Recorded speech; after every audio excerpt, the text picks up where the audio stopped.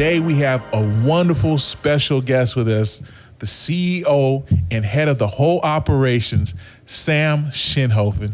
Please welcome him. Thank you. Kelly, you're so gentle when you say that. You know what I mean? It like sounds really good, but it's not like too hyped. Like your vocal points don't go too high. Okay. But it's like still beyond welcoming. You know, I'm trying to replicate the still waters. Oh my gosh. Oh my gosh. How am I doing? Oh my gosh. Man, welcome on to the show today. It's so great to have you. Yeah. Man, why don't you introduce yourself a little bit? Tell us about your backstory, man. You know, where you grew up, Orange County, if that, you know, tell us a little bit about yourself. I grew up in Anaheim, California. Anaheim. Yeah, and was raised by lovely, godly parents that really loved the Lord in a sacrificial way. They always opened up their home to people, always was giving. My parents give in a way that's so phenomenal. They give their money, they give their time, everything they have. It was just surrendered to the Lord. Yeah. I never seen them hoard anything, which is really cool, because I think so often I think the culture tells you to like hoard something. So I've been around a lot of spiritual people, but they'll hoard one thing. You know, like I didn't see my parents hoard anything. If anything, it was almost to their detriment. They didn't know. Yeah, right. You know, but definitely was raised that way. So wonderful, godly upbringing, and encountered the Lord at a young age, and really began to hear His voice at a young age, which was so cool. And had this intimate relationship with the Lord. But I also, at a young age, struggled with so many things. I struggled with lust. I mean, pornography was something as a kid, boom, hit me so hard. And a lot of kids in America, man. Yeah. I think I discovered it about 8 years old. You know, it's like, it's crazy. Man. Yeah. And it rocks when you're growing up in the church, and then all of a sudden you're battling that. Yeah. It rocks your whole boat. Right. And I struggled with shame and feeling unworthy, and, you know, but yet God was still speaking to me. Yeah. And one of the most freeing things I ever went through is I was about 25, 26 years old, which I wish I would have like heard this when I was 16 years old, was just, God doesn't even know what shame is. Wow. And when you comprehend, like, He's not ashamed of you. And, you know, my spiritual mom and somebody I love dearly, Sue Riley, told me this one time when I came to church.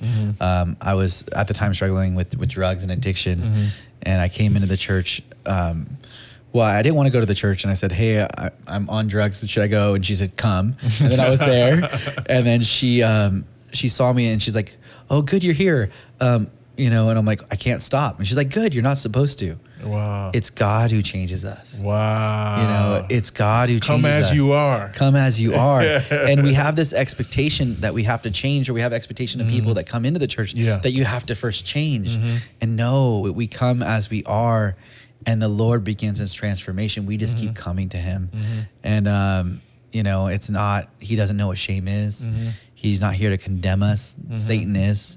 And when we begin to understand that, as Christians, we're just here to receive from Him, receive forgiveness, receive freedom. All that stuff, it becomes like, oh, whoa, Jesus made it easy for us. And then all this stuff begins to fall off our lives, rather than battling it for freedom.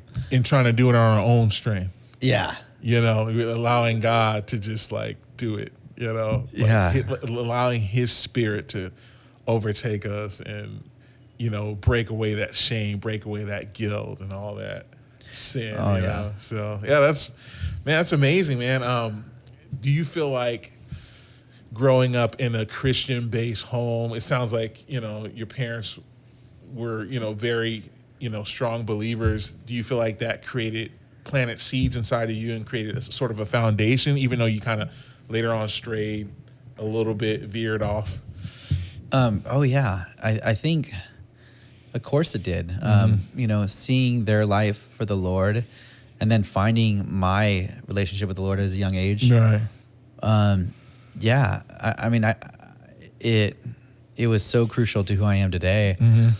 And veering off, you know, I think for me, a lot of the reasons why I veered off was shame, condemnation, and not knowing how to get free. So if I can't get free, it is what it is, right? I'm just going to live like this. And, you know, like it's, I don't know. That's something that really, you know, that hurt. And then the church hurt, you know, too, and all that other stuff. And then it can drive a young kid away. But, you know, Jesus is graceful to bring us back. Right. In that. So he definitely did that in my life. Ran right back into his arms, huh? Well, yeah. Well, I hit rock bottom. And then I was like, okay, I surrender. But, you know, that's what I needed to do in my life. And, you know, but he does it in, you know, it's sometimes the most painful things on earth. He does the most graceful ways and loving ways. That's just like, But, in my life, that's what led me back to the Lord is I went through a divorce and I lost my business at the time. And I just realized how much of a mess I was and how much pain I had. Like I was miserable because of myself. And then I just began to surrender to the Lord and he just began to just transform me. And that began this journey of just him transforming me. And what's cool is it doesn't stop. And it's so simple. Just sitting there receiving. I make it complicated when I try to like fix it myself or prove to be holy. I can't prove to be holy. I remember sitting there. I just finished a book. Jesus said, go start a business. But I remember talking to someone about like, I don't even know why God uses me. And I'm like, I don't get it. Cause I'm not like, I haven't arrived. And then, you know, but that's just a testament to his grace. And then I look at all these ministers in the kingdom, that even like have turned sour. And you look at these stories, of like pastors who had huge platforms and things happened. But to me, that's just a testimony of his grace. You're right, yeah. We look at it and we get hurt and we get mad. But do we ever look at it and go, wow, God was being so gracious with that individual in even creating or building that? And it's just a testament of who he is because man can't do that. Like man can't. It's Christ. And it's, I don't know, it's just a different perspective and a different level of freedom. I feel like when I look at it that way, because we can always look at things and get hurt, upset. Or we can look at things and go, okay, like it's the grace of how God's using us even. And you know, in our downfalls and stuff, we can get hurt at people, or it can be like Jesus when he was on the way to the cross and he said, Father, forgive them for they don't know what they're doing. You know, because obviously, like, I don't think pastors would fall if they really knew, you know, what was broken in them or what needed to get healed or matched up. I mean, because when you experience the freedom and you're walking in it, you don't want anything else. So. Well, fast forwarding for you a little bit, I'm going to jump around here in the story. You are CEO of Anchored Prints, Anchored Music. How many businesses do you actually run now? Because I know that's just two, but how many businesses do you run? I'm a couple. It's a couple, and we also got a construction company and a couple other things. But I don't like to think I run them. Because I've had Holy Spirit talk to me, and you know, he tells me very, very much that. Do you think you have the power to do all that? And no, I don't. Grace. Or like when I'm stressing out and I like can't sleep or something's happening, God tells me like, well, is it even your company? You know, and I'm like, oh, it's not. It's not. It's like, why am I claiming something that's his and his responsibility? You know, he asked me to start these companies and I'm just doing my best to be diligent with where they are, whether it looks good or where it looks bad, however it looks. So a lot of companies that just God has just blessed me with and learning to steward a lot of employees. Right. And I am every day learning how to steward better and work with people better. I think the biggest thing with anything is people. Yeah. People. And if I can learn how to love people better and work with them in the business better, that it all goes so much better. I that's kind of my heart cry is how do I build that? I kind of have a vision of like creating a multi-generational company that can actually impact a community. Yeah. Where it brings real change and a climate change in the community. Yeah. Kind of like your Chick-fil-A story you had going earlier. Yeah. Shout out to Ahab. He's Ahab is a friend of mine who runs the most wonderful Chick-fil-A. It's a small town in Redding, but their numbers are the same as Costa Mesa and somewhere here in Orange County, bigger cities. Oh wow. But it's just when I went there to experience it, it was like it wasn't just a business. It was like a lifestyle for people. Some people went in, the first thing they did was let their kids play in the playpen, and then it was like, all right, now let's all eat, and then like fellowship and knowing people by name. It was very fascinating. I'd never seen like workers showing up excited. Like that was the favorite part of their day, was to show up to work. So yeah, it is really interesting. I mean, if I was get to show up and get a free Chick-fil-A sandwich, I would maybe be excited. If that's like one of the perks. Right. I'd be like, you get a paycheck and some nuggets. I get, you're telling me I get a spicy chicken at the end of my shift? Yeah.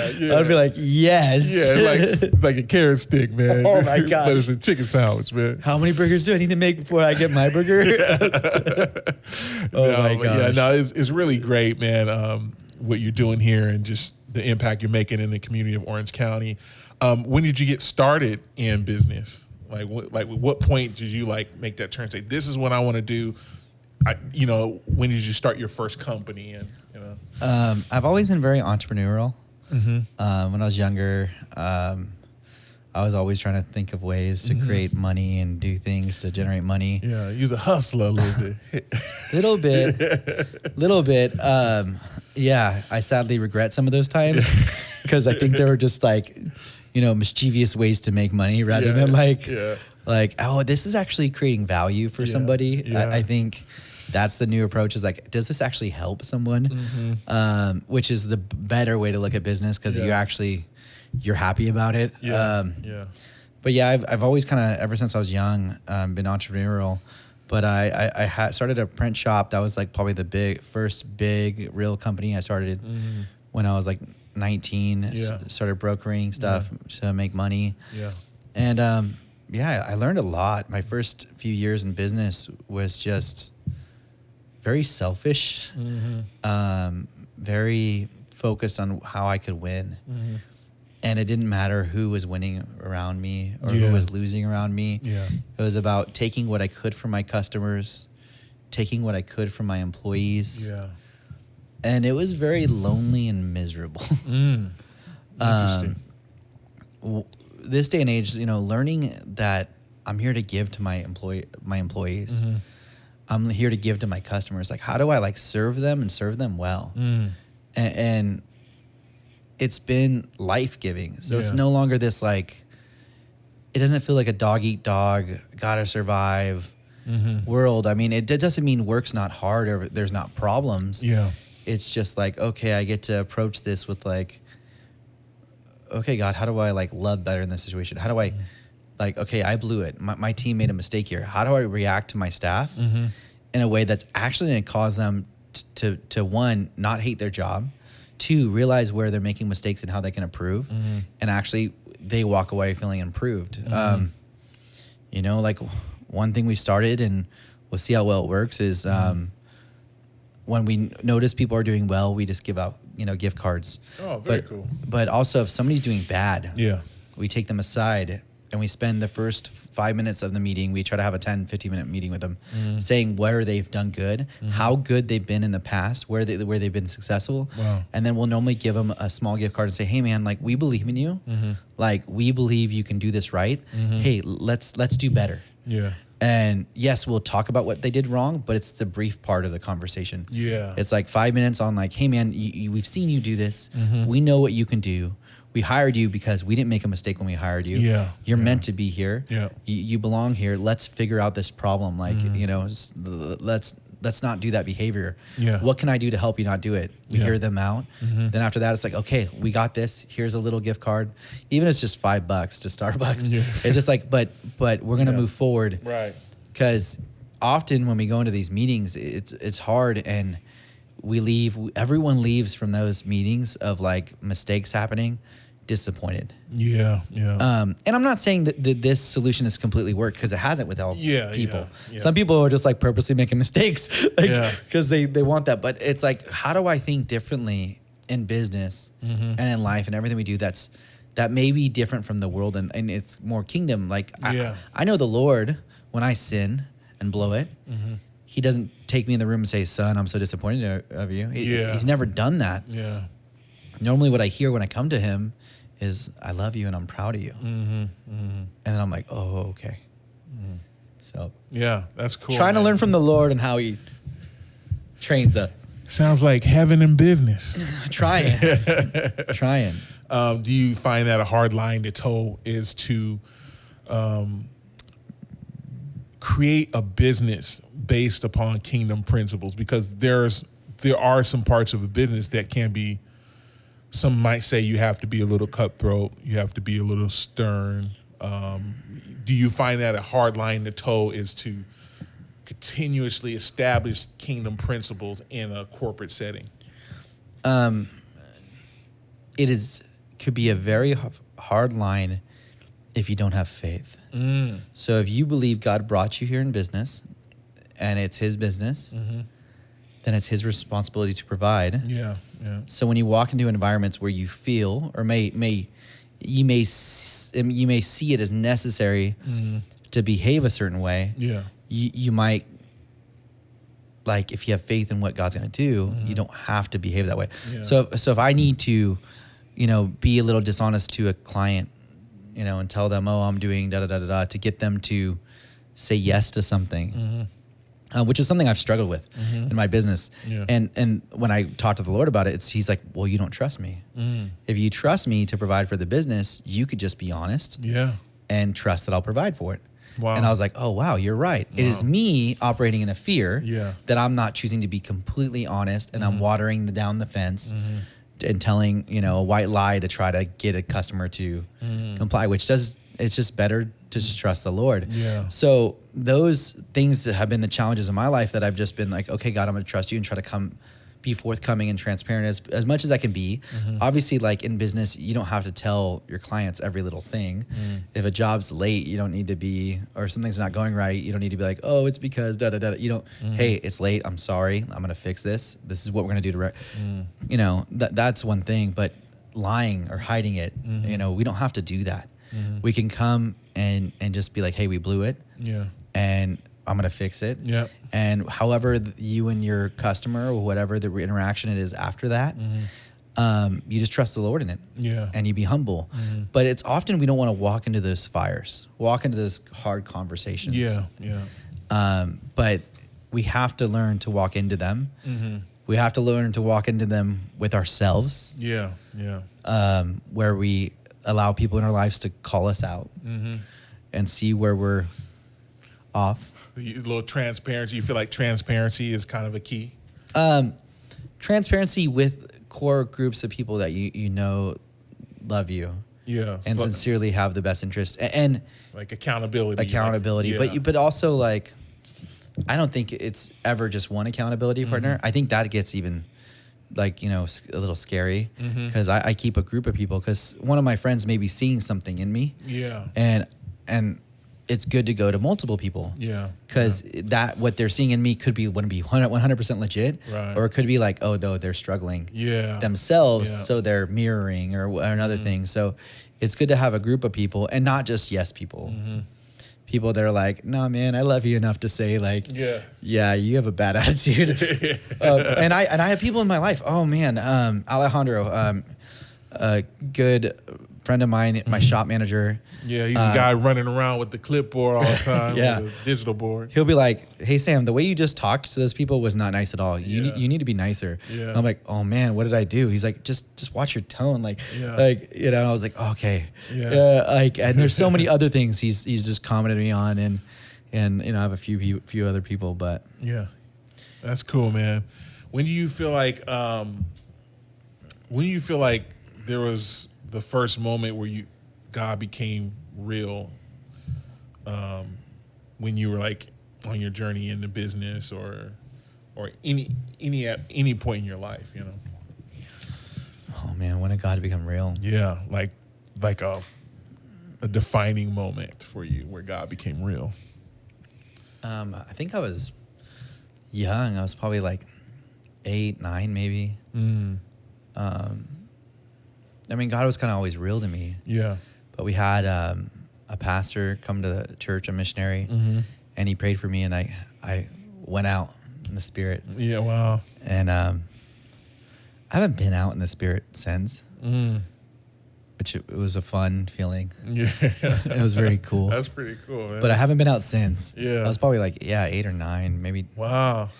And I remember that, and I mean, that was very real.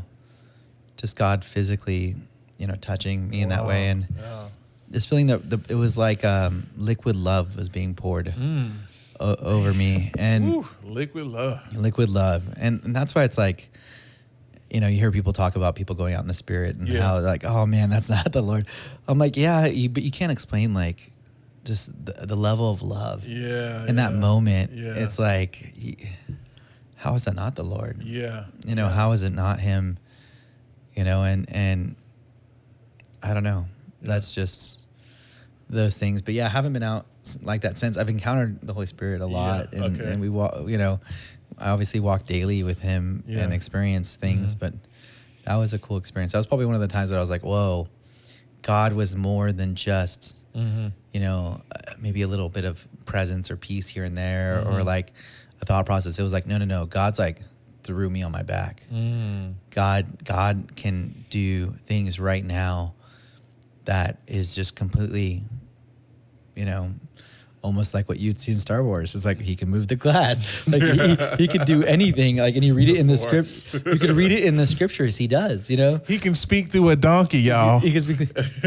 Hey, I'm talking now. Just kidding. Oh God. Here we go. Oh my God. So let me ask you something. What cool projects are you working on now? Now that you have like these different companies that you're running, you have people helping to run that. What gets your blood boiling and what gets you up in the morning? Like, what projects are you working on that you're most excited about currently?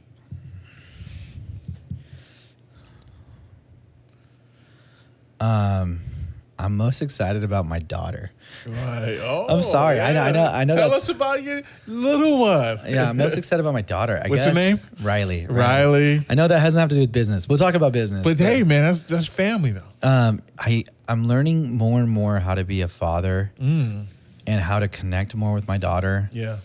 And I'm very proud of that. I'm very proud that I'm learning how to grow beyond me. Yeah. To meet my daughter's gonna be 5 this month. Dang. And crazy. I'm learning how to meet her. Right. And it's cool. It's so cool because like the Lord does the same thing. He learns how to meet us where we're at, and He like connects with us, because I'm trying to connect with a very creative Barbie doll loving 5-year-old girl, and I'm trying to go into the play world with her, and it's so hard for me. I'm like so practical, and she's like, making up stories. Imaginative. Imaginative stories. I'm like, well, the doll's not even doing that. Right. What are you talking about? Like, so you got this whole structure in this world that the doll exists in. You're like, it's just a doll. Yeah, I'm like playpen. Yeah, and then all of a sudden the doll has a different name. It was like, you know, Stephanie, and now all of a sudden it's like some other name, and I'm like, what happened to the name change? Well, it had a name change in the middle of, and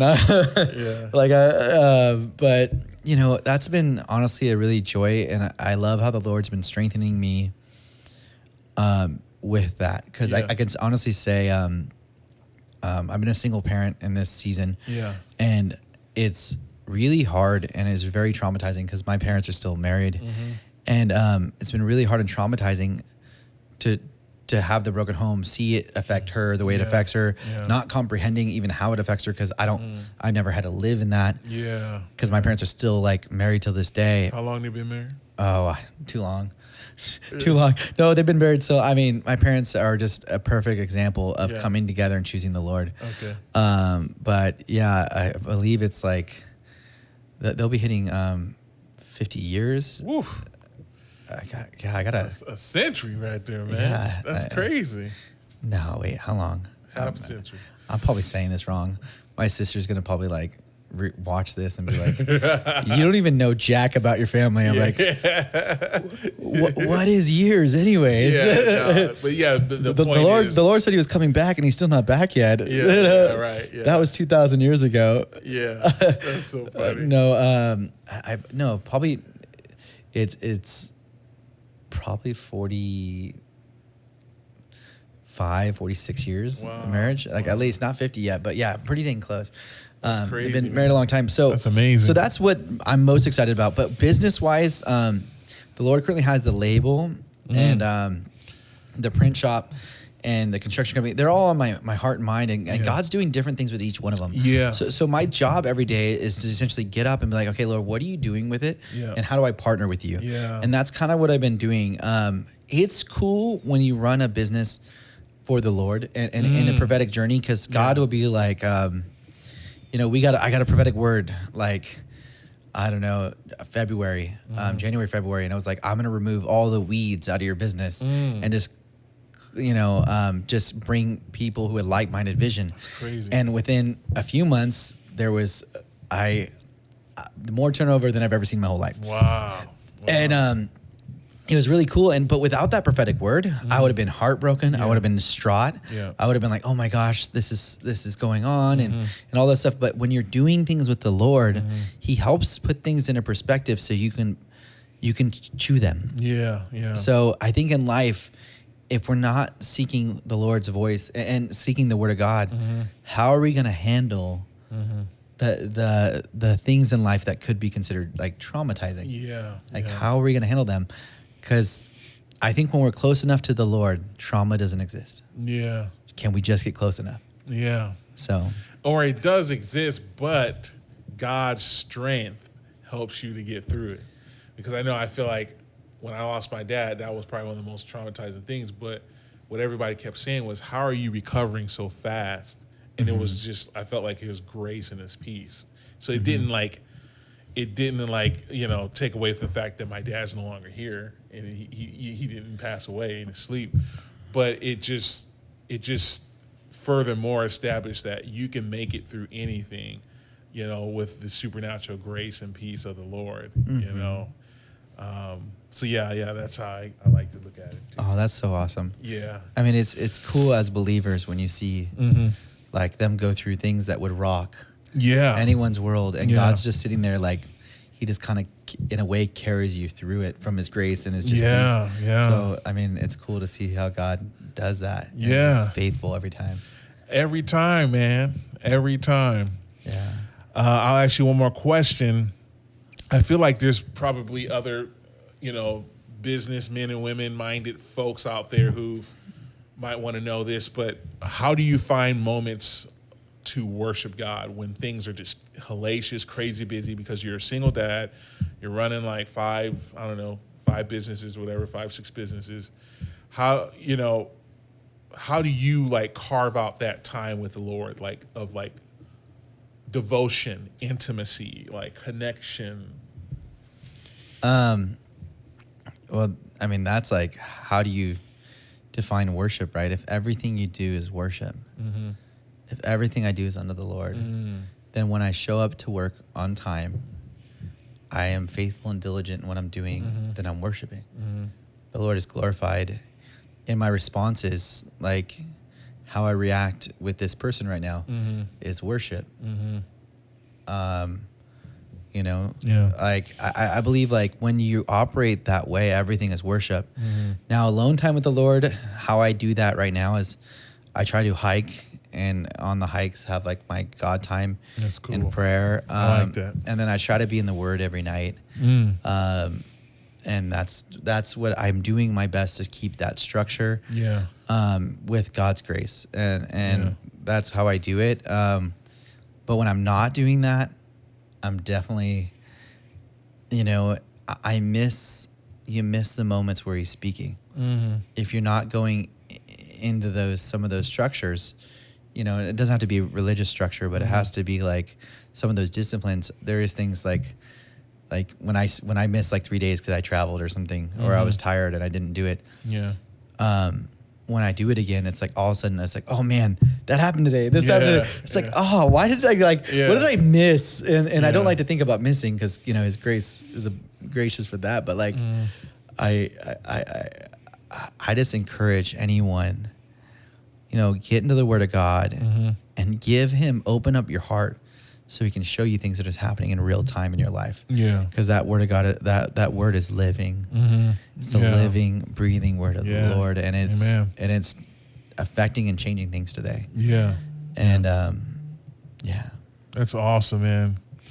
What would you say to anybody out there who is looking to move into business, into the entrepreneurial space, but want to keep that kingdom mindset? What would you say to anybody out there?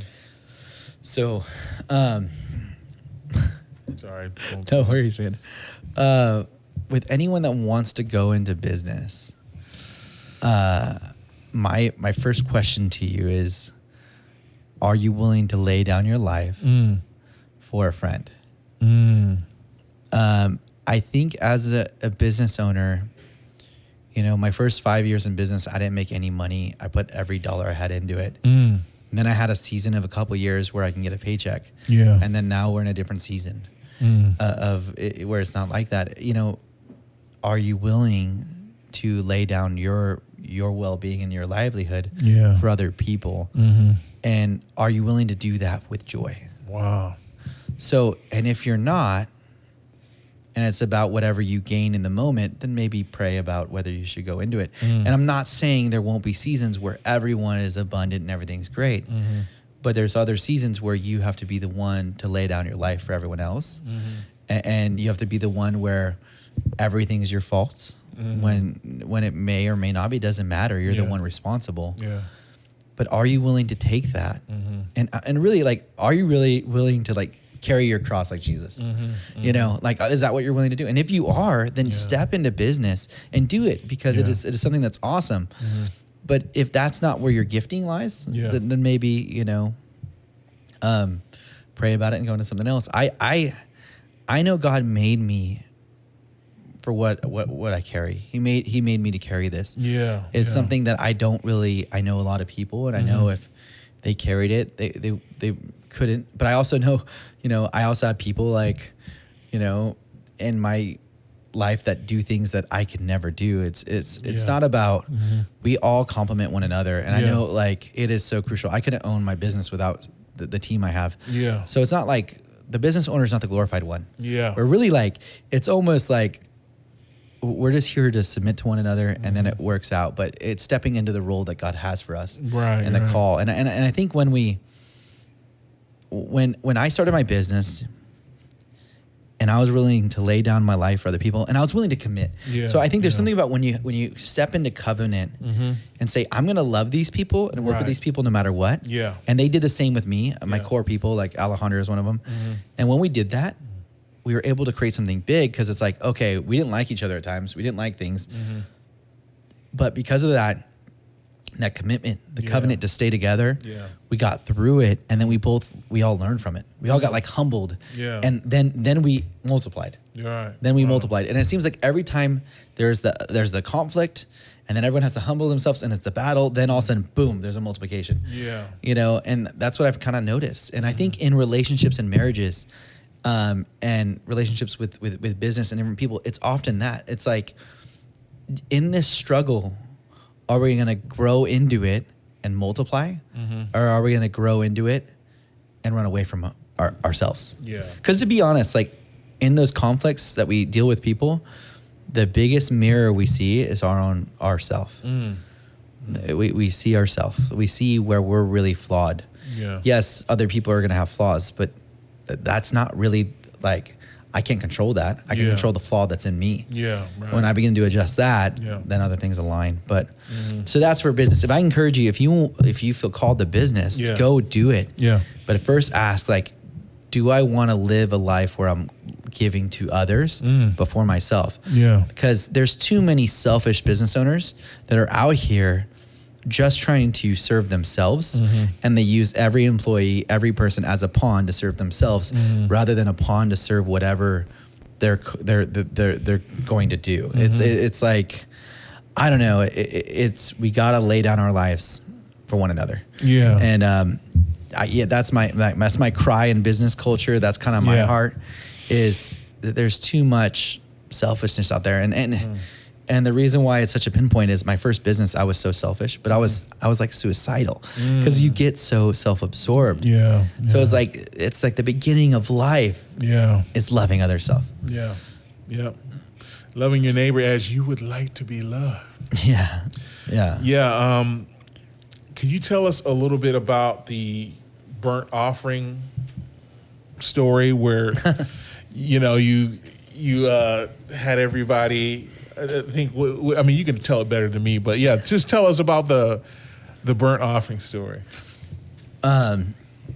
So it was in a season, God asked me, we were moving into our new building. We bought a building, the company bought a building, and we were moving into it. And the Lord asked me to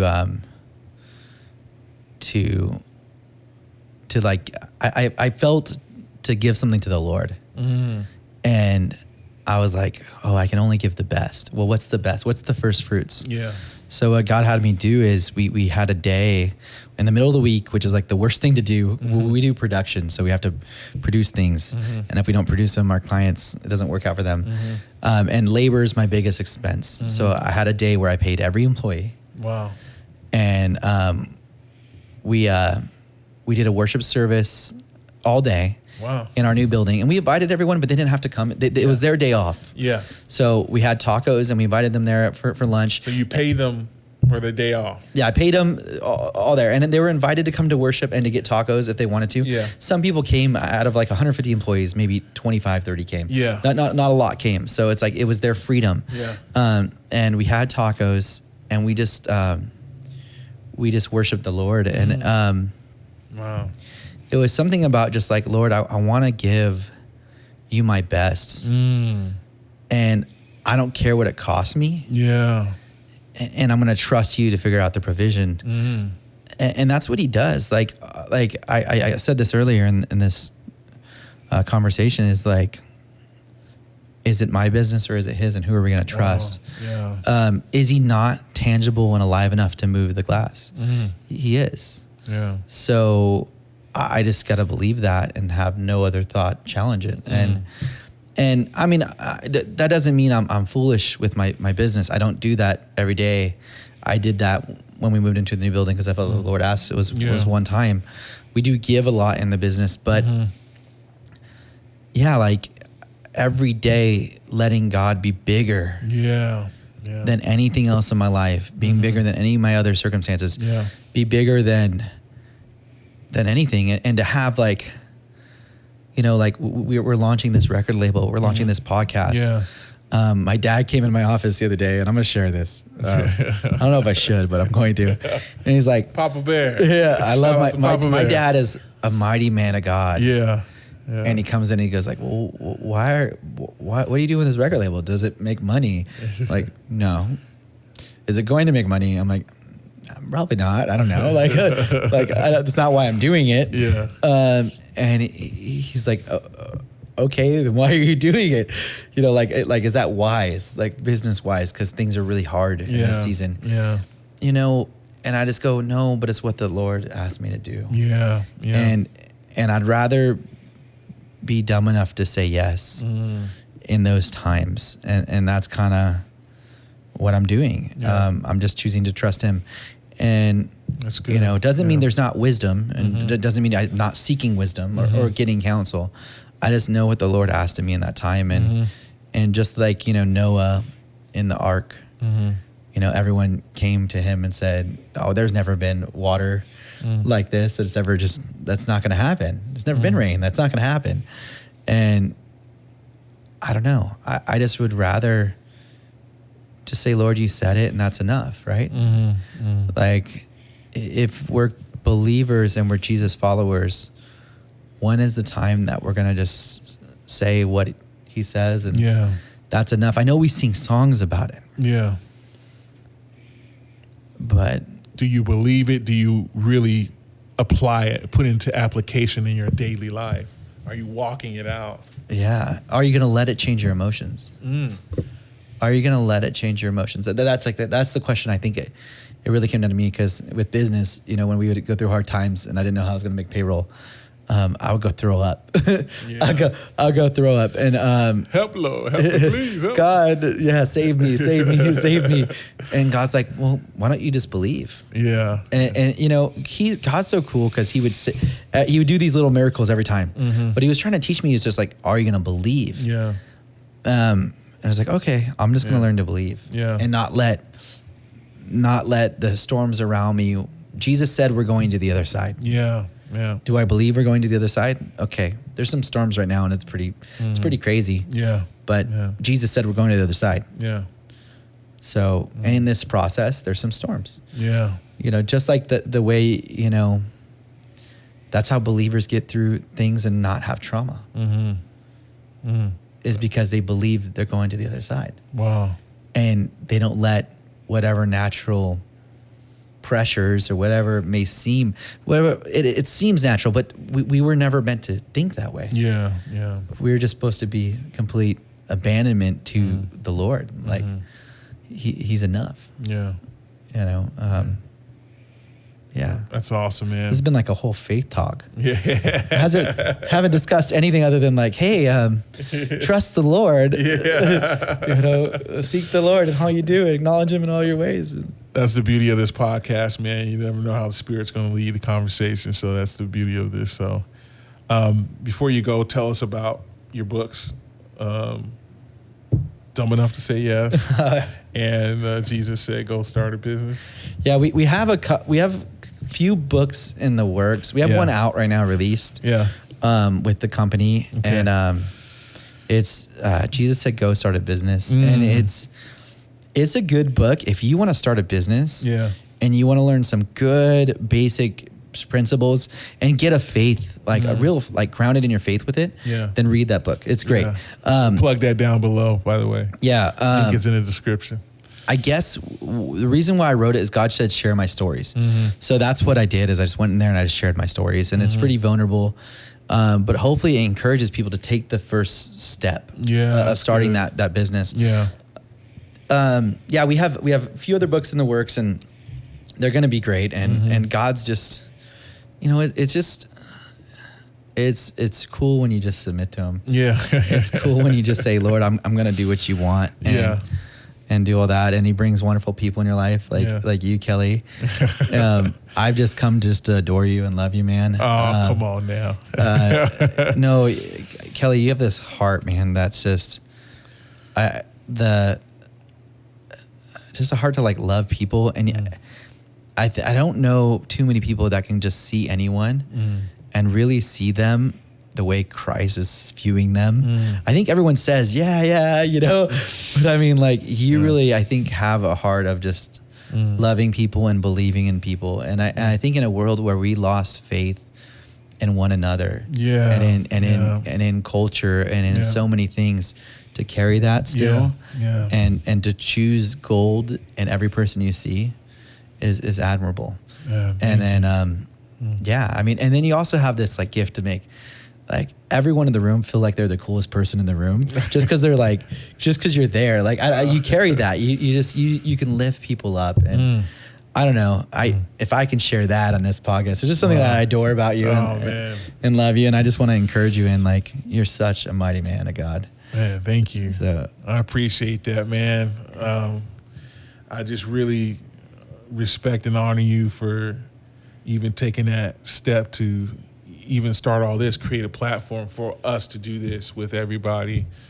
And I mean, if it wasn't for you really grinding it out. I mean, you were living in a warehouse at one point, plus you were running your business out there. I mean, I think there was like a landscaper machine, plus there was like, everything was in one little building, square building. And so I appreciate you for, as you would say, being dumb enough to say yes to the call of the Lord and really taking that step, because what I found as when I traveled, there's a lot of believers and there's a lot of people in general who have great ideas or have like these visions that God gave them. But I've had people come up to me and be like, man, like you went to like Hollywood and you actually jumped in there, man. And you started like, whenever I would like do another commercial or another TV show or another film, people would just be like, you actually are doing it, man. Like there was one point where we might have talked about it, in like a, donut and wine, hang out at the lake or something. I know it's really weird, but Heavenly Donuts was open and somebody had some wine. So we just hung out at the lake and just watched the meteor shower, and we would dream and vision cast. But not a lot of people actually make that step and do it. And so I think like watching you actually go for it again and again and again in these different aspects is really admirable and like encouraging and uplifting. So I just appreciate like you having a heart for people so much to where you make that leap, and then you, with all the staff, loving everybody so well, giving bonuses, giving, gifts constantly. And it's really awesome to see the way you love people and the way you love God. It's like a mirrored reflection. So yeah, I really appreciate you, man. Just your heart's pretty awesome. That's cool, man. Bonuses. Yeah. Was that a plug? You're like, hey, by the way, just kidding. Just kidding. No, the cars, the tacos. I'm just kidding. We're going to pay y'all to show up and worship God, eat tacos today. I'm just teasing you. I'm just teasing. No, Jesus said go. Yeah. So it's so cool that you went for it, man, and you went after what God put on your heart, and you came out here to LA, and you're here, and you're still here. Yeah. And what's so cool, man, is you've been around the Hollywood LA stuff, and you're not swaying.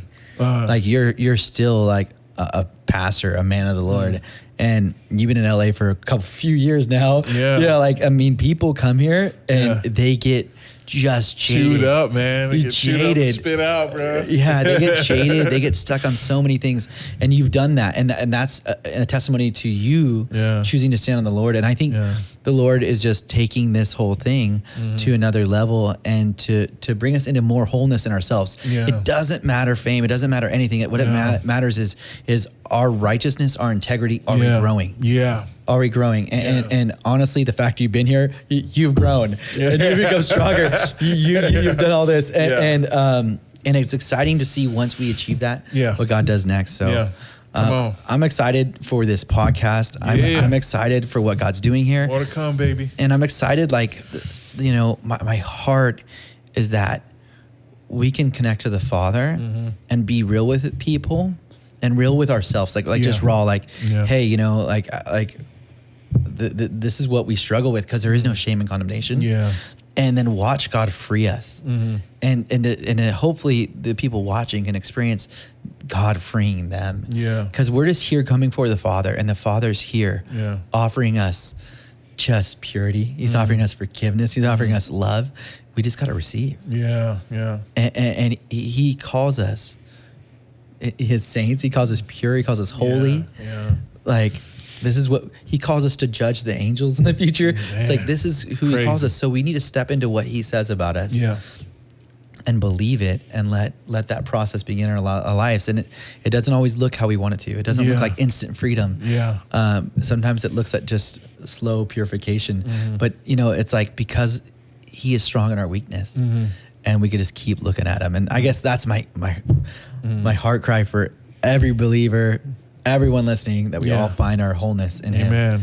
But I love you, Kelly. Yeah. Thanks for coming on the show, man. It's certainly an honor and a privilege to have you kicking this thing off. And man, I love you so much, and I'm appreciative for all that you've done. And actually envisioning, a lot of people don't know, but Sam had the original vision to start a podcast, and then he hired me to come in and just create that. And so it's, you know, Sam's original vision to be here. So we just appreciate it over that. And yeah, more to come, man. Well. I love that hat, by the way. Thanks, man. Was that like It's just like a little, you know, it's just like a little expression on top. Someone drew your soul on the top of it. Just the panda love. Yeah, swaggy panda love. Yeah, swaggy panda love. Like, let me draw Kelly's soul. Just panda love. Swaggy panda. My spirit, man. Swaggy panda. That's your spirit. It's a spirit animal. All right, man. Thank you. Yeah, bless you guys. Thank you guys for tuning in for another episode. Until we meet again, God bless.